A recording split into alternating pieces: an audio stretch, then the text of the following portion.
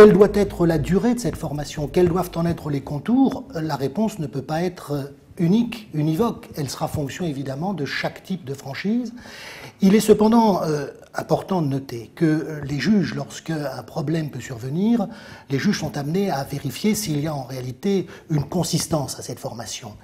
Il ne faut pas qu'il s'agisse simplement de catalogue d'idées reçues, d'idées générales. Il faut que le franchiseur ait, à travers cette formation, transmis aux franchisés une réalité de savoir-faire.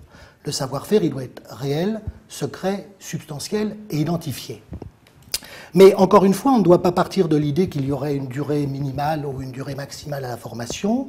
Globalement, on sait néanmoins que les réseaux assurent à leurs partenaires une formation d'une quinzaine de jours, 3 semaines, à la fois des formations qui peuvent être pour partie donc théoriques, et puis des formations pratiques sur un point de vente, dans le magasin, pour découvrir la réalité du métier, puisqu'encore une fois, et redisons-le, certains sont des personnes qui n'étaient pas du tout accoutumées au marché et au secteur considéré.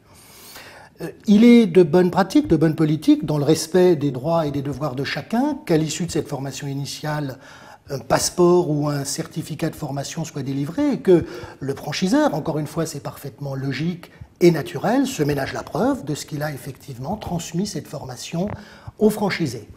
À cet égard, mon expérience du contentieux pour les franchiseurs m'amène à déplorer l'attitude de certains qui, ayant rencontré des difficultés et tentant de les imputer aux franchiseurs, iraient jusqu'à prétendre qu'ils n'ont pas reçu de formation ou que cette formation n'aurait pas correspondu à ce qui avait été annoncé. Donc encore une fois, et comme dans le cadre d'ailleurs des formations que l'on peut dispenser en dehors des réseaux et en dehors de la franchise, toute formation donne lieu ensuite à un compte-rendu avec éventuellement les appréciations qui peuvent être celles du franchisé.